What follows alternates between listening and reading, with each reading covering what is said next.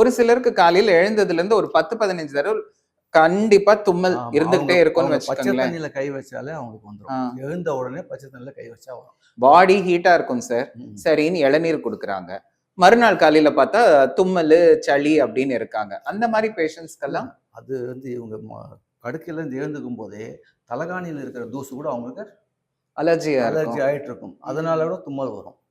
அதுதான் எழுந்த உடனே எழுந்து நடக்கக்கூடாது. உட்காந்துட்டு சும்மா சின்ன சின்ன எக்ஸசைஸ் இப்படி இங்கே அமுக்கி கட்டை விரல் அமுக்கி பண்ணாக்கா அவங்களுக்கு ஓரளவு குணப்படுத்தும்.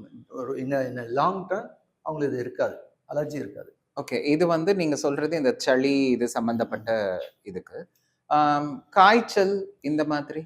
காய்ச்சல் வந்து என்ன சூடு, பாடி சூடு. நீங்கள் அலோபதி ஆங்கிள் இஸ் டிஃப்ரெண்ட். எங்கள் ஆங்கிள் வந்து வெளியில சூடு இருக்கு, உள்ள இருந்து சூடு அதிகமாக இருக்கு, அதை குறைக்கணும். அப்போ ஃபயர் ஆர்கன் இருக்கு இல்லையா, நான் ஹார்ட் சொன்னேன், small intestine, triple warmer, pericardial சொன்னேன்.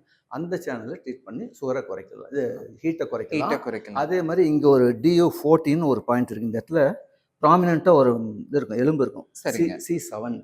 அதில் நீங்கள் ப்ரெஷர் பண்ணால் பாடி பெயின், ஃபீவர் எல்லாம் அந்த ஒரே பாயிண்ட் வரும்.